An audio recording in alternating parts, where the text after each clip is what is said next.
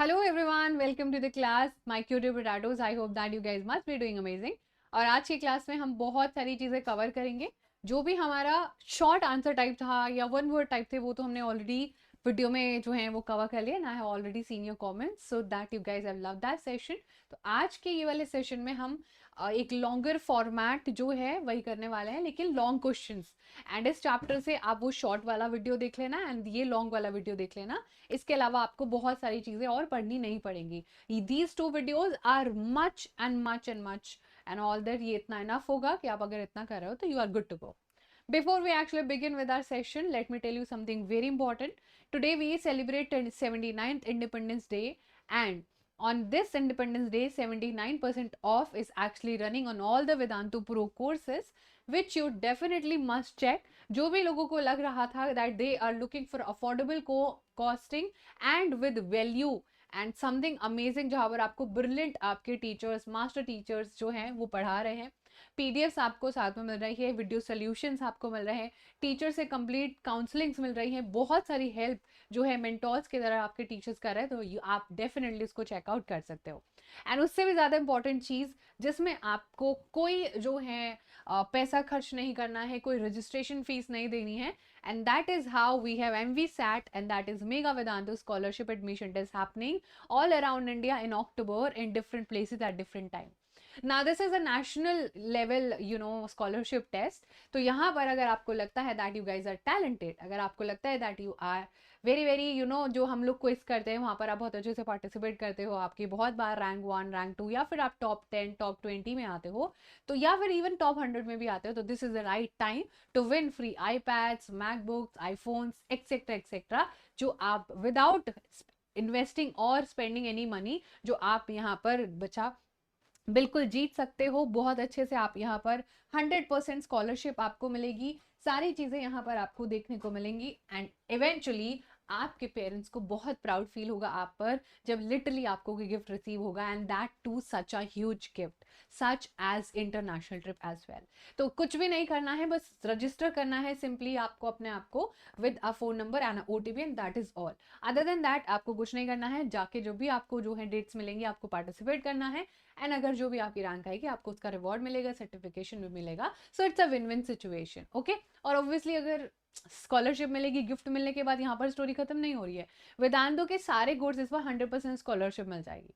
Yes, you heard me right. तो scholarship भी मिलेगी और गिफ्ट भी मिलेंगे. सो डेफिनेटली लिंक गिवन है डिस्क्रिप्शन बॉक्स में, उसको आप लोगों फिल करो और let the magic happen. Now we are starting with our chapter. जैसा कि मैंने आपको सेशन के स्टार्टिंग में भी बोला था that today we have long format questions का पूरा डेटा हम लोग कवर करेंगे. एंड ये जो पूरी कहानी है Nazism and the rise of Hitler, इसकी पूरी कहानी मैंने आपको अलग अलग डिफरेंट डिफरेंट पार्ट्स में सुनाई है, बताई है क्या एक्चुअली हुआ था, सारी चीज़ें हम लोगों ने डिस्कस करी थी. How the history of Germany actually started and eventually led to such a mass destruction of the people of that particular country. ये सारी चीज़ें हमने ओवरऑल डिस्कस करी थी. आज हम लोग लॉन्ग फॉर्मेट क्वेश्चंस पढ़ने वाले हैं जो कि आपके एग्जाम में बहुत बहुत बहुत इंपॉर्टेंट है. So now let's just without wasting any time सबसे पहला क्वेश्चन देख लेते हैं बच्चा. सबसे पहला क्वेश्चन आ जा रहा था, what do you actually know about Nazi schooling? Now since we have started this chapter, जब से बच्चा हमने ये चैप्टर स्टार्ट करा है तब से हमने एक ही चीज देखी है, और वो चीज क्या है? वो चीज है कि जो हमारा हिटलर था वो अपने पूरे एक सपने के साथ पैदा हुआ था कि एक एम्पायर होना चाहिए, एक लीडर होना चाहिए, और दुनिया में बस एक वही होना चाहिए, एक ही टाइप के लोग होना चाहिए. And that was the dream that he was born with. वो सपना लेके ही पैदा हुआ था.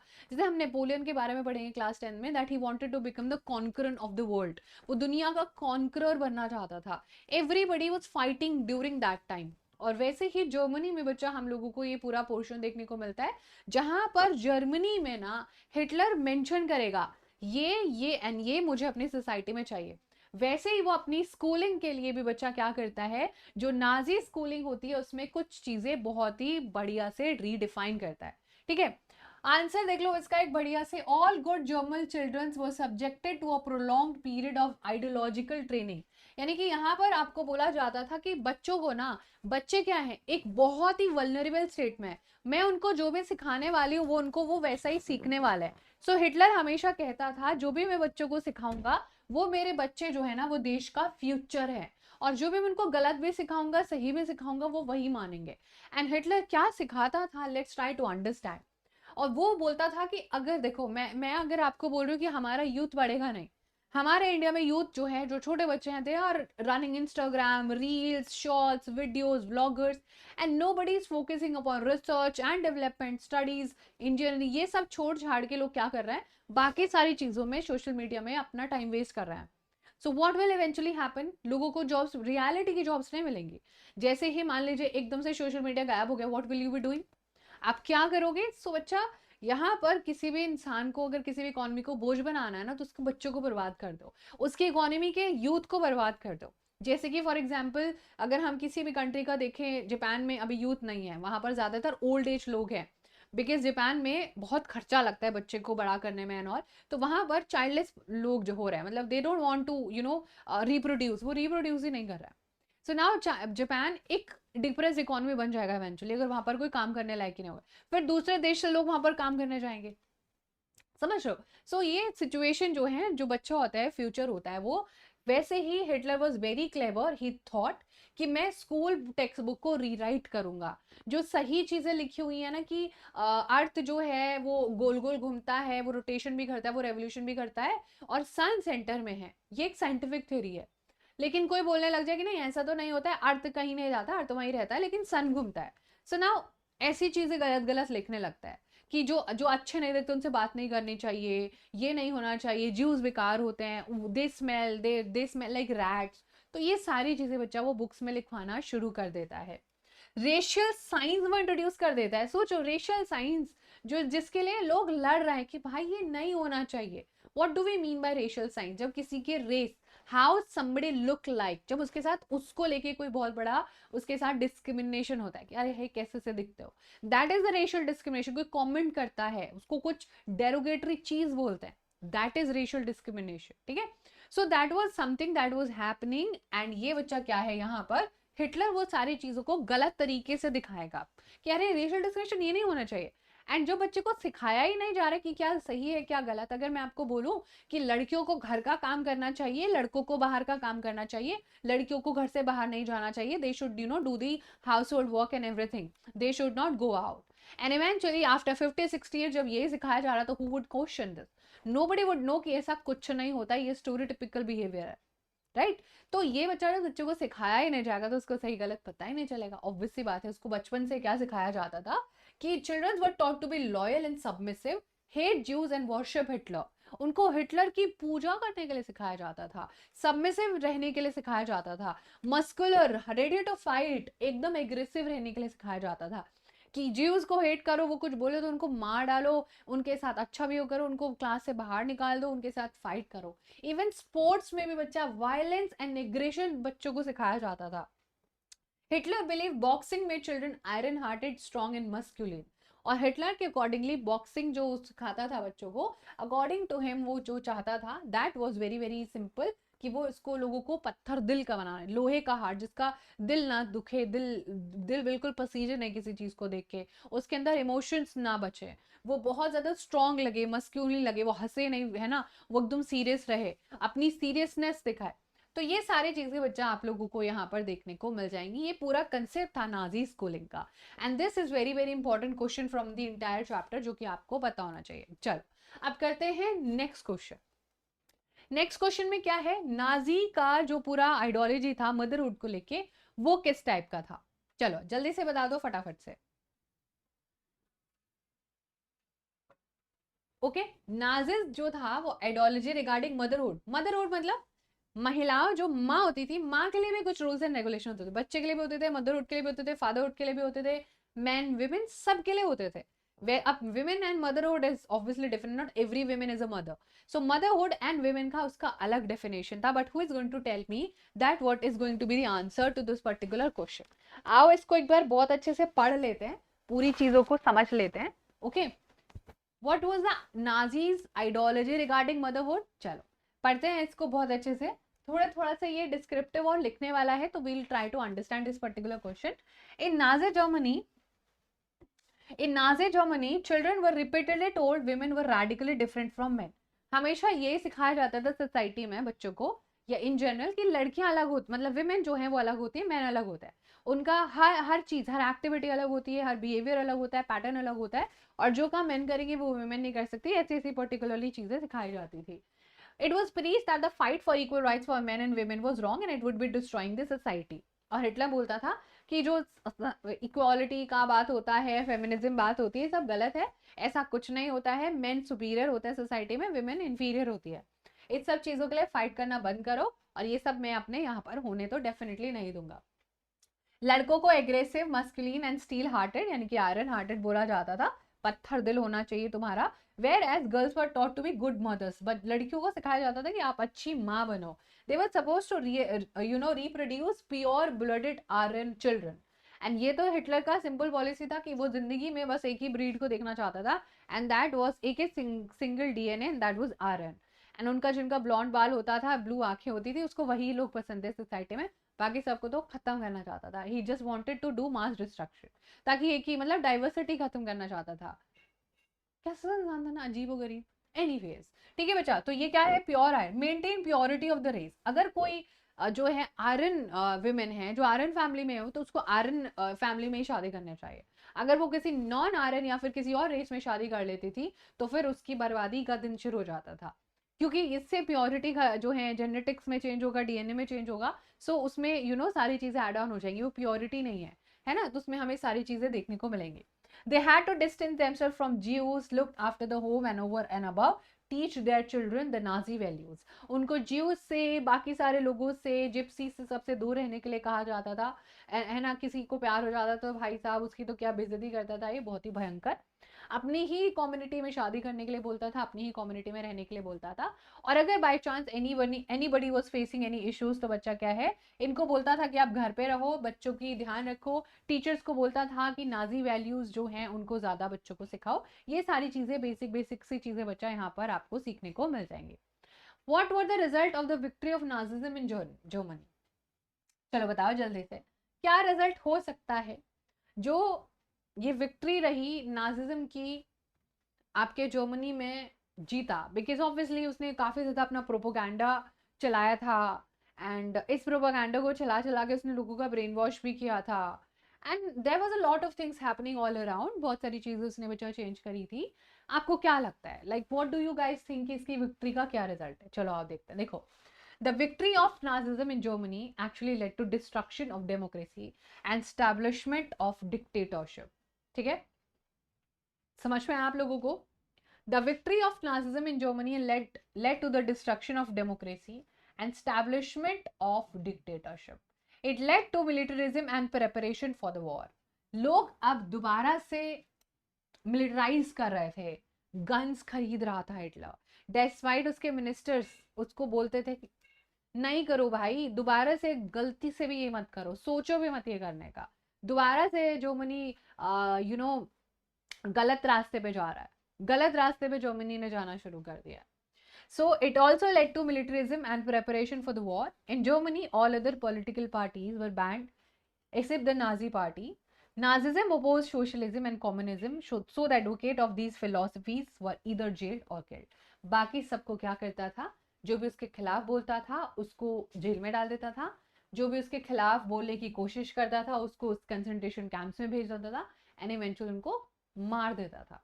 सो इवेंचुअली उसके विक्ट्री से उसने बहुत ज्यादा डिक्टेटरशिप दिखाया। ठीक है, आई होप आपको यहाँ तक सारे क्वेश्चन समझ में आ रहे होंगे and you are able to answer these question. Next up, we have next question. Why did the USA slow unwillingness to get involved in the Second World War initially? Why did it change its attitude afterwards? चलो जल्दी से एक बार मुझे बता दो, why did the USA show unwillingness to get involved in the Second World War initially? And उसने अपना attitude बाद में क्यों चेंज किया? क्या लगता है आप लोगों को? मतलब पहले क्यों बोला होगा? या तो उसने ऐसी कुछ गलतियां करी होंगी जो वो गलतियां दोबारा नहीं करना चाहता था, है ना, ऐसी कुछ गलतियां जो वो अब नहीं करना चाहता था, या फिर क्या लगता है आपको इसका आंसर होना चाहिए? According to you what should be the right answer to this particular question? Why did the USA show unwillingness to get involve in the second world war initially? Why did it change its attitude afterwards? चलो पढ़ते हैं। देखो, USA ने अपना resistance दिखाया था, world war में involvement जो था वो उसको कम किया था। It was unwilling to once again face all the economic problems that the First World War had caused, but it could not stay out of the war for long. Japan was expanding its power in the east.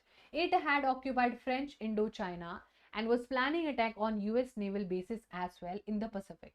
When Japan extended its supports to Hitler and bombed the US base at Pearl Harbor, then only US entered and the war ended in May 1945 with Hitler's defeat and US dropping of atom bomb on Hiroshima in Japan and eventually Nagasaki.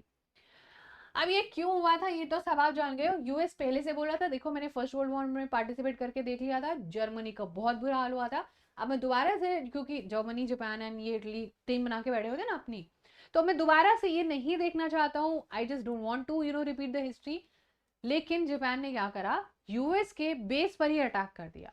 और जब US के base पर attack किया तो obviously when somebody attacks on a country तो वो पूरी किस पर अटैक माना जाएगा बच्चा, पूरे इंडिया पर अटैक माना जाएगा। एंड इवेंचुअली 1941 में जापान में जो ये सारी चीजें हुई थी उसकी वजह से यूएसए एंटर कर जाता है। एंड देन इवेंचुअली आपको पता ही है, गुस्से में एंड रिटेलिएशन में हिरोशिमा एंड नागासाकी पर यूएस ने पहली बार एटम बॉम्ब का यूज हुआ था।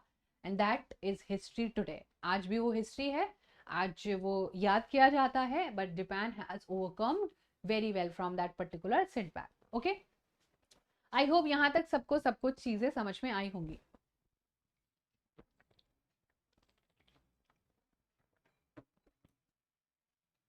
अब करते हैं next question. Why was the international military tribunal set up in Nuremberg at the end of the second world war? International military tribunal क्यों सेटअप हुई थी न्यूरमबर्ग में at the end of the second world war? Second world war के and में क्यों setup हुई थी? चलो बच्चा इसको पढ़ लेते हैं अच्छे से। At the end of the second world war which was the time period 1939 to its went for 1945, है ना। 1939 से 1945 तक it continuedly ये चला था। At the end of the Second World War, the International Military Tribunal was set up in Nuremberg to prosecute Nazi war criminals. And this is where you remember Helmut's story. Did we not start our story from 1945? Do you remember Helmut was 11 years old back then? जहां से हमारा chapter start हो रहा है बच्चा। Do you remember that story? Yes, of course you do. Now you see that particular part कि 11 साल का हेलमुट अपने पापा मम्मी का कॉन्वर्सेशन सुन लेता है और फिर बोलता है कि ओ माय गॉड, लगता है कि बहुत बड़ा सा कुछ तो तूफान आने वाला है, कुछ तो बहुत भयंकर सा होने वाला है। और ये वही था जब वर्ल्ड वॉर खत्म हो गया था और सबको जर्मनी की सच्चाई पता लग गई थी। What heinous crime Germany was actually doing. सच में लोगों को जर्मनी के बारे में सब कुछ पता चल गया था, जर्मनी में चलने वाला नाजिज्म के बारे में लोगों को पता चल गया था। और ये ट्रिब्यूनल प्रोसिक्यूट करता है Nazi for crime against peace, for war crimes and crimes against humanity. However, Nuremberg tribunal sentenced only 11 leading Nazis to death. 11 लोग ही मिल पाए थे, जैसे कि बैसिल वाले में 7 लोग मिल पाए थे। बैसिल याद है? बैसिल में बोलते थे ना, राजा ने बहुत लोगों को पकड़ के रखा है वहां पर डिस्पोटिक पावर के लिए। वैसे ही 11 लोग मिले। अच्छा, 11 लोग इसलिए मिले बिकॉज आधे लोग तो भाग गए, आधे लोगों को जेल हो गई और आधे लोगों ने अपने खिलाफ जो भी सबूत थे वो मिटा दिए, वो जला दिए, पूरा का पूरा सब जला दिया, कुछ मिला ही नहीं, पूरा सब कुछ राख कर दिया जला के। तो कोई सबूत नहीं मिला, कोई एविडेंस नहीं मिला।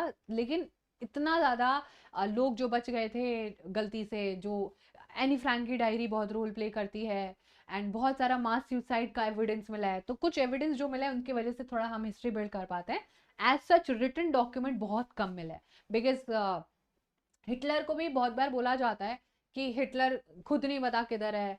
सम ऑफ दी उसका जो डीएनए है, उसका जो बॉडी मिला था वो किसी और का था। तो हिटलर की जो डेथ है वो भी मिस्टीरियस है आज। We don't know that he ran away और ही लिटरली वाज किल्ड और he died of his own, उन्होंने अपने आप को शूट कर लिया था, सुसाइड कर लिया था। बहुत सारे एविडेंस हैं लेकिन रियलिटी का एविडेंस वो 100% नहीं है। So there is a lots of mysterious thing कि हिटलर एक्चुअली गया किधर। ठीक है, चलो। What is hyper inflation and वो कौन से फैक्टर्स होते हैं बच्चों जो हाइपर इन्फ्लेशन लेके आते हैं? हाइपर इन्फ्लेशन होता है महंगाई का भी दादाजी. सो इन्फ्लेशन इज महंगाई and hyper inflation is very very serious term. देखो आप पढ़ते हैं इसको. देखो, हाइपर इन्फ्लेशन एक ऐसी सिचुएशन होती है जब प्राइस फिनोमिनली हाई हो जाते हैं, मतलब पहुंच से बाहर हो जाते हैं आम आदमी के. This situation occurred in Germany 1932 due to the following reasons. क्यों आया हाइपर इन्फ्लेशन? चलो आप पढ़ते हैं. Germany had for the war largely on loans and had to repay war reparations in gold. This depleted gold reserve at a time resources were scarce. तो जब बच्चा कोई भी वॉर लड़ता है या कोई मतलब एवरीथिंग हैज अ प्राइस. जब भी हम कुछ काम करते हैं और वो उसमें हमें पैसा लगता है, राइट, और वो पैसा अगर गलत वे में यूज हो रहा है या उसको कोई रिटर्न नहीं है तो फिर वो क्या होगा, हमारे ऊपर ही बोझ बन जाएगा. तो वॉर एक डेप्रिसिएटिंग चीज है. वॉर आपकी इकोनॉमी को पीछे खींचती है. वॉर आपको ट्रबल में लेके जाती है. सो इतनी सारी चीजें जब हो रही थी तो Germany was actually suffering and उसने फिर अपना पैसा गोल्ड में देना शुरू किया. गोल्ड का अच्छा खासा वैल्यू था और उससे उसका गोल्ड खत्म होते गया और जिसका गोल्ड खत्म हो जाता है उसकी इकोनॉमी क्रैश करती है. In 1923, Germany refused to pay. The French occupied its leading industrial area, रोहूर उससे छीन लिया. 1923 1923 में बच्चा क्या है, जर्मनी मतलब ऑब्वियसली जो वेमार रिपब्लिक को डिसीजन बोला था कि आप ऐसा ऐसा पैसा दोगे, जर्मनी ने 1923 में फ्रांस को बोल दिया कि नहीं दे पाएंगे हम, बहुत हो गया, we have been paying this, अब बहुत हो गया एंड अब हमसे नहीं हो पा रहा है. एंड ये अभी पता है लेटेस्ट तक इन्होंने 21st सेंचुरी तक पेमेंट इन्होंने क्लियर करी है. Yes you heard me right. 21st century में लास्ट पेमेंट गई है. I am not sure if it 2017 और if it 2019, maybe it is 17 और 19. 2017, यस 17 और 19 में जर्मनी ने लास्ट पेमेंट करी है अपने वॉर रेपरेशन की. यस, सोचो आज से वो लोग पे करते आ रहे हैं. कैन यू इमेजिन, आज तक वो लोग वॉर रेपरेशन जिसमें सबकी गलती थी लेकिन एक इंसान को गलती की सजा सुनाई गई थी, तो आज तक उन्होंने last payment I think 2017, 99% it is 2017, but may be it might नहीं 19 तो नहीं है, but I am little bit confused. Okay, so will keep it for here only, आपके किसी काम का भी नहीं है. 1923 में जर्मनी ने रिफ्यूज कर दिया था और इसी बदले में ऑब्वियसली फ्रांस ने उसका क्या ले लिया कि मैं पैसा आपका नहीं दे पाऊंगा, मेरे खुद के खजाने खाली हो गए हैं और अब क्या होगा, ये सेम चीज होगी भाई, अपनी जमीन देनी पड़ेगी. ये तो सिंपल सी थ्योरी है. श्रीलंका के साथ भी यही हुआ है, मेजर कंट्रीज के साथ भी यही हुआ है. श्रीलंका की बात करें, क्या श्रीलंका की बात करें तो श्रीलंका ने चाइना से लोन लिया. अब चाइना क्या है, बहुत भयंकर लोन दिया. श्रीलंका की इकोनॉमी कोलैप्स होने लगी, लॉस होता गया. चाइना वाज लाइक हमारा पैसा दो, तो नहीं दे पाएंगे पैसा तो क्या करना पड़ेगा, ऑब्वियसली अपनी जमीन देनी पड़ेगी. यही होता है नॉर्मल, ये चाहे नेशनल लेवल हो चाहे इंटरनेशनल लेवल हो चाहे या फिर लोकल लेवल हो, हर जगह यही होता है, आपको फिर पे करना पड़ता है. जर्मनी रिटेलिएशन में पैसिव रेजिस्टेंस दिखाता है और ज्यादा अपनी करेंसी छाप देता है. और करेंसी जब सर्कुलेशन में ज्यादा आती है तो बच्चा जो जर्मन मार्क था उसकी वैल्यू काफी ज्यादा डिग्रेड हो जाती है. एंड कभी भी आपको ये चीज 100% याद रखनी है कि ज्यादा करेंसी को प्रिंट करना is not the solution of गरीबी. पॉवर्टी को कम करना, पैसे की कमी को पूरा करना, उसमें कोई भी हम लोग करेंसी को प्रिंट करके उसका सोल्यूशन नहीं ढूंढ सकते. ठीक है, so this was something very very important. Next question हमारे सामने आ गया, explain the factor which led to the rise of Hitler in Germany. वो कौन से फैक्टर्स थे जिसके वजह से हिटलर की पावर जर्मनी में काफी ज्यादा लोगों ने अप्रिशिएट करी. What do you guys think in this particular portion. चलो जल्दी से इस वाले पोर्शन को डिस्कस करते हैं कि वो कौन से फैक्टर्स थे जिसके वजह से हमारे हिटलर ने काफी ज्यादा राइज किया चैप्टर में. Yes everyone, explain the factors which led to the rise of Hitler in Germany. कौन से फैक्टर्स हैं, बोलो जल्दी से. व्हाट फैक्टर, चलो पढ़ लेते हैं. थोड़ा सा आंसर हमें लगेगा बट अरे आंसर थोड़ा सा है बट बच्चा इंपॉर्टेंट क्वेश्चन है, करना भी जरूरी है. Germany was compelled to sign the treaty by which she had to pay a huge war indemnity. This treaty created a feeling of dissatisfaction among the people of Germany. The Weimar Republic was regarded as a symbol of national disgrace. Hitler assured that Germans about the restoration of the old prestige, so they became his followers. तो सबसे पहला factor जिसको Hitler को आने का मौका मिला, because obviously उसने क्या बोला, एक ट्रीटी साइन करने को बोला जिसमें लोगों को भरपाई करनी पड़ी, लोगों के जेब से पैसा गया, टैक्स कलेक्शन गवर्नमेंट ने ज्यादा शुरू कर दिया एंड इवेंचुअली सरकार पर ही बोझ बढ़ गया. एंड जब सरकार पर बोझ बढ़ा तो वेमार रिपब्लिक को लोग एक नेशनल डिसग्रेस की तरह देख रहे थे कि तुम्हारी वजह से हुआ है सारी चीजें, you are the one and only who is responsible all this. तो अब भाई ऐसा बोलने पर हिटलर ने बोला कि ये जो बेइज्जती हुई है ना, इसका बदला कौन लेगा, इसका बदला मैं लेने वाला हूँ। और जब मैं इसका बदला लूंगा तो मेरे जो पुराने एम्पायर की जो इज्जत थी, जो शोहरत थी, जो रुतबा था, उसको मैं वापस लेके आऊंगा। हमारी इंटीग्रिटी, हमारी इज्जत जो है उसको वापस लेके आएंगे। And then people became his followers. And then वो बहुत बढ़िया स्पीचेस देता था, सारी चीजें। जर्मनी ग्रेट इकोनॉमिक क्राइसिस भी देख रहा था, पॉलिटिकल क्राइसिस भी देख रहा था, फाइनेंशियल क्राइसिस भी देख रहा था। सोल्जर सर्विस नहीं करना चाहते थे तो वो लोग जॉब छोड़ के चले गए after the world war. Trade and commerce खत्म हो गया 1929 में, तो सारा ही खत्म हो गया खेल। जर्मनी अब बहुत भयंकर सिचुएशन में था और जर्मनी स्टार्व कर रहा था, मतलब ऑलमोस्ट मरने लगे थे वहां पर लोग। स्टार्वेशन हो रहा था, लोग भूख से मर रहे थे। एंड इवेंचुअली जर्मनी की वैल्यू भी खत्म हो गई पैसे की। तो जर्मन्स के पास कोई फेथ नहीं बचा था कि डेमोक्रेसी अब कुछ कर पाएगी। उन्हें लग रहा था कि अगर उनको कुछ करना है तो अब जो है उनका कल्चर और ट्रेडिशन ही उन्हें बचा सकता है। और वो हिटलर जो जर्मनी के कल्चर की बात करता है, जर्मनी के वैल्यूज की बात करता है, उसको लोग इवेंचुअली बहुत ज्यादा सपोर्ट करने लगते हैं। So they at once gave support to a strong man of action like Hitler who could turn their dreams into reality. और लोगों को लगा कि हमारे सपनों की जो दुनिया है इसमें हमें हिटलर ही वापस लेके जा सकता है। ओनली एंड ओनली हमारे पास एक ही ऑप्शन बचता है, एंड दैट इज बच्चा हिटलर। वो हिटलर जो अब हमें, हमारी जो बेइज्जती हुई है वेमार रिपब्लिक में, जो भी सारी चीजें हुई थी, वेमार रिपब्लिक के लोगों को, जिनको हम लोग नवंबर क्रिमिनल्स भी कहते हैं, उनकी सारी की सारी डिसग्रेस का जो भी सारा आउटकम होगा, अब वो Hitler will take care of that. Okay, next question है हमारे पास, what are the provision of the famous enabling act. कब पास हुआ था इनेबलिंग एक्ट, किसी को पता है? That was 3 March 1933। नाउ इसको याद भी कर सकते हो आप, 3 3 3 एंड 3। कैसे बच्चा? 3 मार्च 1933। okay, so this is a very very short trick that you can obviously do and you can try to remember most of the portion from this particular part। ठीक है, तो बच्चा प्रोविजन क्या क्या थे इनेबलिंग एक्ट के, वो एक बार हम लोग अच्छे से देख लेते हैं। प्रोविजन की बात करें तो ये सबसे इंपॉर्टेंट क्वेश्चन है, to be really honest this is the most important, most important question of this particular chapter. चलो, और मार्च 1933 का जो हमारा पोर्शन है वो सबसे ज्यादा जरूरी है। सबसे पहली चीज जो आपको यहाँ पर करनी है, मार्च 1993 में ये जो इनेबलिंग एक्ट पास हुआ था, ये हमारे लिए सबसे ज्यादा जरूरी है। इसको हम लोग फेमस इनेबलिंग एक्ट बोलते हैं। इसके वजह से जर्मनी में डिक्टेटरशिप स्टैब्लिश हुआ, हिटलर को सारी पार्लियामेंट्री पावर मिल गई, जो भी उसने पार्लियामेंट ने आज तक डिसाइड किया था वो सब कुछ खत्म हो गया, सिविल राइट सस्पेंड हो गए, एक डेक्रे आया, उस डेक्रे के अकॉर्डिंगली सारी चीजें यहाँ पर अकॉर्डिंगली किसके होने लग गई, जो हिटलर बोलेगा। सारी पॉलिटिकल पार्टीज को बैन कर दिया, ट्रेड यूनियंस को बैन कर दिया, नाजी पार्टी को छोड़ के और उसके से रिलेटेड लोगों को। स्टेट अब स्टैब्लिश होगी, कंप्लीट इकोनॉमी, सब कुछ, आर्मी, जुडिशरी, सब कुछ नाजी पार्टी, और the Hitler will be controlling everything. Because उसने एक एक्ट पास करके आर्टिकल 48 का फायदा उठा के, प्रोपोर्शनल रिप्रेजेंटेशन का फायदा उठा के सब कुछ अपने फेवर में कर लिया। And eventually special surveillance police भी लगाई, सिक्योरिटी फोर्सेस लगाई, ताकि वो सोसाइटी को कंट्रोल कर सके और लोग रिवोल्ट ना करने लग जाए, लोग यहाँ पर अपनी आवाजें ना उठाने लग जाए। तो ये बेसिक बेसिक से चीजें हैं बच्चा, जो कि हिटलर कर रहा था और जिसके वजह से उसके जो प्रोविजन थे इनेबलिंग एक्ट में, उसने पूरे जर्मनी पर कंट्रोल भी कर लिया। ठीक है, so this is the most important part जो आपको यहाँ पर पढ़ना था। बोलो किसी को दिक्कत परेशानी, anybody facing any issues as of now, बोलो जल्दी से, किसी को कोई दिक्कत परेशानी है तो जल्दी से बोलो। नेक्स्ट क्वेश्चन है हमारे पास, वो कौन से प्रोमिसेस थे जो हिटलर ने किए थे जर्मन लोगों के लिए?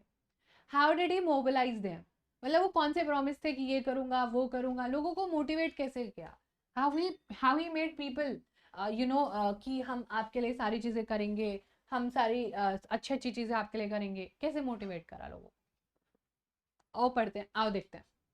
देखो, अब सबसे बड़ी बात है कि जब किसी इंसान के पास जो चीज नहीं होगी, आप उसको वो चीज देने का प्रॉमिस करोगे तो वो आपको खुद ब खुद सपोर्ट करने लग जाएगा, है ना? अगर मैं आपको प्रॉमिस करूंगी कि नहीं नहीं आप ये सारी स्ट्रैटेजी फॉलो करो और आप 2 दिन में 100 आउट ऑफ 100 ले आओगे, आप 2 दिन में ऐसी एसएसटी को उखाड़ के फेंक दोगे, तो आपको भी लगेगा पता नहीं क्रेजी हो रहा है ये तो कुछ, तो आप लोग भी मोबिलाइज हो जाओगे कि चलो चलो आज तो 2 दिन में 100 आउट ऑफ 100 लेके आएंगे। तो मोबिलाइज कैसे करता? देखो हिटलर ने एक बहुत पावरफुल स्पीकर था, उसका जो पैशन था ना वर्ड्स को लेके, वो लोगों के गूज़बम्प्स लेके आता था। वो जिस तरीके से बोलता था, लोग बहुत ज्यादा मोटिवेट हो जाते थे कि भाई साहब आज तो गदर ही कर देंगे, पता नहीं दुनिया को उठा देंगे, फेंक देंगे, बहुत तो कुछ तो क्रेजी कर देंगे। सो इसके वजह से क्या हो रहा था बच्चा, इसके वजह से काफी सारी चीजें आपको जो हैं हिटलर के सपोर्टर में लोग आ रहे थे, उसके वर्ड से बहुत ज्यादा इन्फ्लुएंस हो रहे थे। वो प्रॉमिस कर रहा था कि मैं एक स्ट्रॉन्ग नेशन बनाऊंगा, जो वर्साई में हमारे साथ बुरा हुआ था, जो वर्साई की ट्रीटी में हमारे साथ बुरा हुआ था, उसका बदला लूंगा, and also restore the dignity of the German people, और जो जर्मन लोगों के साथ बुरा हुआ है उसका भी बदला जो है वो मैं लेके रहूंगा, ये मैं आप लोगों से प्रॉमिस करता हूँ। ही promised employment for those looking for work and a secure future for the youth.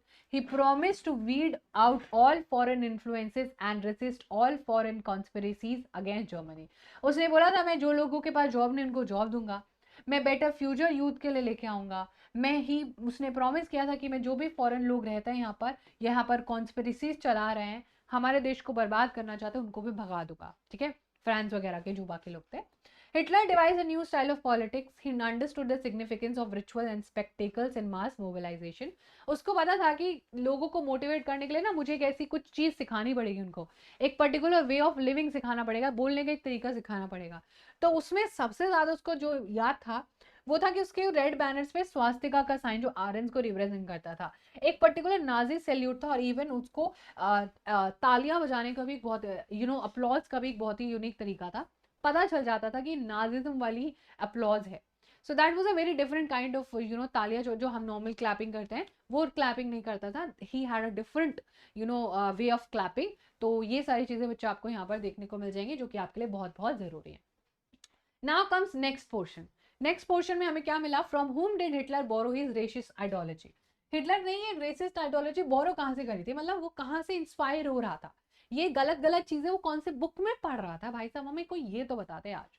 अब हम इसके के लिए बहुत ज्यादा चीजें पढ़ेंगे। देखो हिटलर ने अपनी जो रेसिस्ट आइडियोलॉजी थी वो ली थी चार्ल्स डार्विन और हर्बर्ट स्पेंसर से। अब आप बोलोगे यार ये तो बहुत अच्छे लोग हैं, हाँ आई एग्री, ये बहुत अच्छे लोग थे और उन्होंने बहुत अच्छी तरीके बोली थी, पर इस हिटलर ने घुमा फिरा के चिकनी चुपड़ी बातें करके लोगों का दिमाग हैंग कर दिया, कि कुछ ना कुछ जो है तिगड़म करके गलत सलत बता के लोगों को गलत गलत चीजें बताना शुरू कर दिया। आओ पढ़ते हैं इसको पूरा। देखो डार्विन ने बोला था, वो जो कि एक नेचुरल साइंटिस्ट थे, उन्होंने बोला था कि creation of plants and animals through the conception of evolution and natural selection. Darwin never advocated human intervention in what he thought was a purely natural process of selection. Darwin के according पता क्या होता था कि जो भी fittest होगा, जो भी सोसाइटी में रहने के मतलब बहुत ज्यादा कैपेबल होगा, ठीक है, तो यहाँ पर जैसे हार्वर्ड ने कहा है, हार्वर्ड स्पेंसर ने कहा है ना कि idea of survival of fittest, कि जो फिट होगा ना वो खुद ही सर्वाइव कर जाएगा। ठीक है, वो क्या होगा? जो खुद सर्वाइव कर जाएगा वो फिटेस्ट होगा। अब भाई जो कोई इंसान फिट है, हेल्दी वेल्दी है, जो बॉडी वॉडी बनाता है या फिर मतलब क्या बोलते हैं एक्सरसाइज करता है, तो वो फिट रहेगा, तो वो ज्यादा सर्वाइव करे। दूसरी तरफ एक इंसान है जो बहुत जंक फूड खाता है, अपनी सेहत का बिल्कुल ध्यान नहीं रखता है, एंड स्लीप साइकिल का उसका जो है कोई ध्यान नहीं है, पढ़ता ही नहीं करता है, सारा दिन सोशल मीडिया, तो सर्वाइवल तो मुश्किल हो जाएगा। सिंपल सी बात है, कोई बीमार है तो इवेंचुअली वो बीमारी से जो है उसको प्रॉब्लम होगा, and he have to eventually fate जो है हो जाएगा, मतलब जो whatever is written in his destiny वो हो जाएगा, क्योंकि obviously he is not well, he is just not well because of the random disease जो उसकी बॉडी को लग गई है, उसमें उसकी कोई गलती नहीं है। लेकिन इस चीज को ट्विस्ट करके कि इवेंचुअली तो आपकी जरूरत नहीं है, देखो साइंटिस्ट ने भी, बड़े बड़े नेचुरल साइंटिस्ट ने, स्कॉलर्स ने ये सारी चीजें बोली है। वहीं पर डार्विन का था कि एवोल्यूशन और नेचुरल सिलेक्शन, जो भी इंसान ज्यादा ताकतवर होगा वो रहेगा। अब देखो आपको पता है कि जो लायन है, जो टाइगर है, वो अपने छोटे लोगों का शिकार करेंगे, we can't intervene in that. जो हमारे बेसिक ह्यूमन बींग्स हैं, ह्यूमन बींग्स ये सारी चीजें करेंगे, ठीक है, ह्यूमन बींग्स क्या करेंगे? ह्यूमन बींग्स सर्वाइवल के लिए बहुत सारी चीजें करेंगे, लेकिन दैट डज नॉट मीन कि जो सर्वाइव नहीं कर पा रहा उसको हम लोग हटा दे रास्ते से। सो दैट वाज जिसमें जिसने अपना इंटरवीन किया था, लेकिन डार्विन ने कभी ह्यूमन इंटरवेंशन नहीं, हिटलर के जैसे हिटलर इंटरवीन कर रहा है कि वो जाके बोल रहा है कि नहीं ज्यूस को रहना चाहिए, वो सब प्रोपोगेशन नहीं किया था। दैट वाज वेरी प्रॉब्लमैटिक जो हिटलर का सोच था। तो हाउएवर हर्बर्ट स्पेंसर का आइडिया हमने पढ़ लिया, एंड बहुत सारी क्लाइमेटिक कंडीशन, ऑब्वियसली बच्चा जो इंसान बीमार है वो बहुत ज्यादा ठंडी नहीं सहन कर पाएगा, है ना, जो जो इंसान बहुत ज्यादा बीमार है वो कैसे बहुत ज्यादा कोल्ड एनवायरनमेंट में रह सकता है? नहीं रह सकता ना, तो वो क्या होगा, इवेंचुअली उसको ठंड लग जाएगी, वो बीमार हो जाएगा। गर्मी से लोग मर जाते हैं बिकॉज उनकी बॉडी इतना ज्यादा इम्यून नहीं होती है ना, ये सारी चीजें। However his ideas were used by racist thinkers and politicians, जो जो लोगों को जस्टिफाई करते थे कि देखो वो ना, हार्बर्ट स्पेंसर भी ऐसे कह रहा था, आपको पता है डार्विन भी एवोल्यूशन की बात कर रहा था। तो आप कैसे याद रख सकते हो, एक ही याद रखना, हार्बर्ट जो थे वो किसकी बात करते थे, फिटेस्ट ऑफ ऑल। तो हर फिटेस्ट, ठीक है, हार्बर्ट फिटेस्ट थे, और दूसरा नेचुरल सिलेक्शन वाला आपको ऑटोमेटिकली याद हो जाएगा। चलो next up we have, next question है हमारे पास, describe the effect of, describe the effect of great economic depression on Germany. Germany पर ग्रेट इकोनॉमिक डिप्रेशन का क्या नुकसान हुआ था, पॉजिटिव था, नेगेटिव था, who is going to tell me please, बच्चा सब लोग बताओ। Describe the effect of great economic depression on Germany. पढ़ लो आप लोग, then I will explain all the important, बहुत इंपॉर्टेंट क्वेश्चन है बच्चा ये। आपको इसकी पीडीएफ चाहिए रहेगी तो टेलीग्राम में आप लोगों ने ज्वाइन किया हुआ है, जिसने नहीं किया वो ज्वाइन कर लेना, मैं वहां पर ही पीडीएफ भी पुट ऑन कर दूंगी, ठीक है। चलो now let's try to understand this particular question. करो आप लोग, फिर मैं आपको ये पूरा एक्सप्लेन करती हूँ।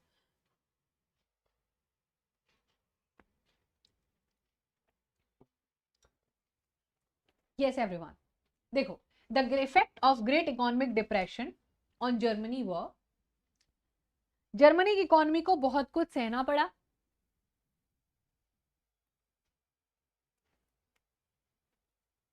ठीक है, जर्मनी की economy, the German economy was the worst hit by the great economic depression.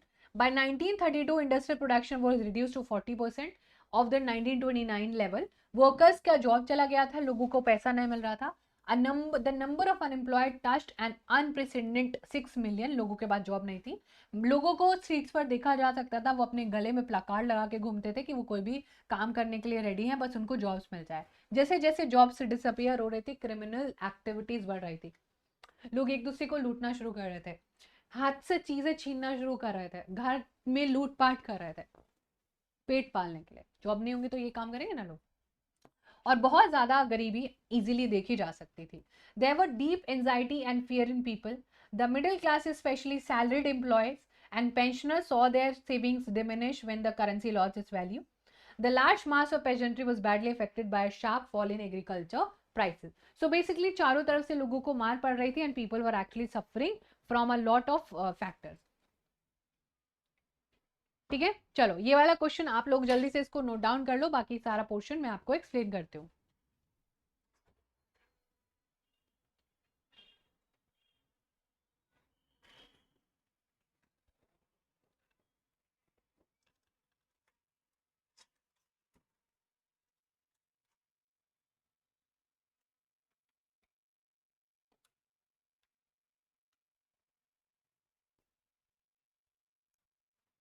Okay चलो, ये वाला पूरा पोर्शन बच्चा हम लोगों ने कर लिया, बहुत अच्छे से सारी चीजें समझ ली। अब थोड़ा सा हम इसके नेक्स्ट क्वेश्चन देख लेते हैं। I think we have 2-3 more question जो हम लोगों को डिस्कस करना है, उसके बाद will be done. In my state, the mother is the most important citizen. Discuss this statement made by Hitler. Hitler ने बोला था मेरी स्टेट में मदर बहुत इंपॉर्टेंट है। तो यू मस्ट बी वंडरिंग कितना रिस्पेक्ट करता होगा मदर की, है ना, कितना उनको रिस्पेक्ट से ट्रीट करता होगा, कितना बढ़िया होगा, उनके पैर पूछता होगा, उनकी बहुत ज्यादा सेवा करता होगा। आओ देख लेते हैं। देखो, दो Hitler said that in my state the mother is the most important citizen, hence it was not true. Actually में देख लो क्या हो रहा है। All mothers were not treated equally. सारी मदर्स को इक्वली ट्रीट नहीं करता था। Those who women who were born who bore racially desirable children were awarded while those who bore racially undesirable children were punished. अगर किसी women ने एक अच्छा आर्यन, उसके अकॉर्डिंगली एक अच्छा आर्यन बच्चा पैदा किया है तो उसको अवार्ड देता था, वो सेरेमनी में बुलाता था। बट वेयर एज एक विमेन जिसने नॉन आर्यन या उसके हिसाब से जो सर्वाइवल के लिए लायक नहीं, अगर वो उनको पनिश करता था। Can you imagine?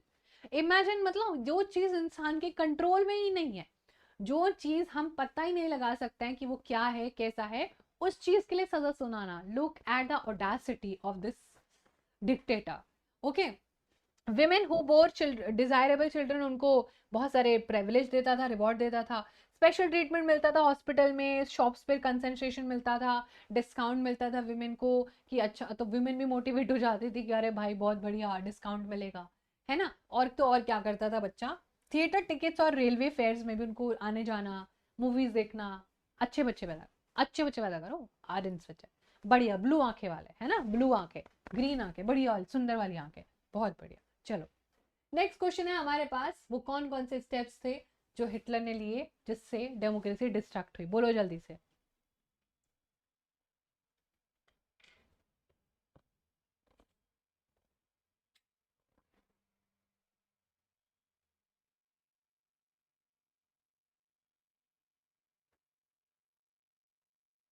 हाँ जी, वो कौन कौन सी चीजें करी बच्चा हिटलर ने जिससे कि डिस्ट्रक्शन हुआ डेमोक्रेसी का, क्या किया, इनेबलिंग एक्ट पास किया, आर्टिकल 48 में चेंज किया, क्या हम ये सारी चीजें लिख सकते हैं, kind of, let's try to understand क्या क्या लिखना है हमें। देखो आप फटाफट से इसको ध्यान से पढ़ते हैं, बहुत इंपॉर्टेंट क्वेश्चन है। Following with the steps actually taken by Hitler for the destruction of democracy, a mysterious fire that broke out in German parliament building in February 1933 indefinitely suspended civic rights। बहुत ही mysterious आग लगी जिसके बाद उसने बोला कि अच्छा कुछ भी हो सकता है, अब कोई भी अटैक कर सकता है, आज पार्लियामेंट पर अटैक हुआ है, कल को हम, मैं तो नया नया पावर में आया हूँ, कल को हो सकता है मेरे ऊपर अटैक हो जाए, बिल्कुल रिस्क नहीं लेने का। Now it is said that fire was broken out by Hitler's supporters. While Hitler blamed his political enemies out of it, obviously, a fire decree of 28 February 1933 indefinitely suspended civic rights. तो what is the date बच्चा? 28 February. 28 February को जो आग लगी थी parliament में, that was when हमारा 1933, and that is when 30th Feb को उसने क्या भी करा था, उसको जो है यहाँ पर इन्हें 30th जनवरी को, सॉरी 30th जनवरी को उसको हिडनबर्ग ने चांसलरशिप दिया था। It hasn't been even a month, 30th जनवरी को उसको चांसलरशिप मिला था। थोड़े ही दिनों बाद उसने क्या कर दिया, उसी चांसलरशिप का फायदा उठाते उठाते उठाते उठाते बहुत बहुत मेहनत करके अपने एक बड़ा नाम क्रिएट करके अब सारी पावर वो अपने हाथ में लेने वाला था। तो फायर डिक्री 28 फरवरी 1933 से सब कुछ सस्पेंड कर दिया, अपने डिस्ट्रक्शन करना शुरू कर दिया। Number 1, after the Adolf Hitler turned out on his enemies, communist जो लोग थे या फिर जो स्पार्टिस लीग के लोग थे, most of communist were quickly packed, और उनको सबसे पहले नए बने हुए स्टैब्लिश कंसंट्रेटेड कैंप्स में भेजना शुरू कर दिया। लोगों को लगा कि यहाँ पर कुछ कंसंट्रेशन से रिलेटेड एक्टिविटीज होती होंगी, यहाँ पर मेडिटेशन होते होगा, इनको शायद इनके दिमाग में जो दिक्कत है उसको सुधार के वापस भेज देंगे, पर वहां पर लोगों की मास किलिंग हो रही थी। पहला दूसरा step, the repression of communist were very severe, उनका मेंबरशिप 1000 में था, सबको उठा लिया। They were however only one among the 52 types of victims, जिनको कि बच्चा आपके हिटलर ने पूरे के पूरे क्रॉस कंट्री में 52 टाइप्स ऑफ कम्युनिस्ट को जो है अलग अलग 52 type of victim, not communist, 52 type of लोगों को उठाया, अलग अलग ज्यूज को हिट करता था, क्रिपल्ड को हिट करता था, जिप्सीज को हिट करता था, पूरी दुनिया को हिट करता था, आर्यंस को छोड़ के। ये बस आपको याद रखना है। एक ही चीज थी उसकी कि नाजी का सल्यूट हो, नाजी की अप्लॉज हो, और नाजी का फ्लैग, नाजी फ्लैग जिसमें स्वास्तिका हो, रेड बैनर्स वाला, रेड बैनर स्वास्तिका वाला फ्लैग हो, और जो है एक मेरा स्लोगन था वो मेरा स्लोगन हो, बस उसके अलावा मुझे कुछ नहीं चाहिए जिंदगी में, मेरे हिसाब से कुछ हो ना हो लेकिन वो सब मुझे नहीं चाहिए। और फिर तो उसके बाद तो उसने जो किया वो तो लास्ट स्टेप ही है, दैट इज 3333 बच्चा क्या किया था, ये 333 आपको याद रखना है, now you will never forget this. ठीक है, on March 1993 the famous enabling act was pass, this act established dictatorship in Germany, it gave Adolf Hitler all political and administrative powers to sideline German parliament and rule by decree। तो German parliament ने जो इतनी मेहनत करके अभी तक पूरा constitution बनाया था, अब वो कॉन्स्टिट्यूशन एंड हो जाता था, अब सारी चीजें यहाँ पर हिटलर के हिसाब से चलने वाली थी, अब लोगों का इसमें कोई रोल प्ले नहीं था। Now comes last question of the section and here it is, what were the main effects of Nazi rule on Germany. चलो बच्चा जल्दी से बता दो मुझे, वो कौन से इफेक्ट थे बच्चा, what were the main effect of Nazi rule on Germany, Germany पर क्या इफेक्ट हुआ, जर्मनी पर क्या इफेक्ट हुआ, इवेंचुअली थोड़ा बहुत इकोनॉमिक वाइज पैसे वैसे से सुधारा, लेकिन ज्यादा क्या चीजें थी वो देख लेते हैं।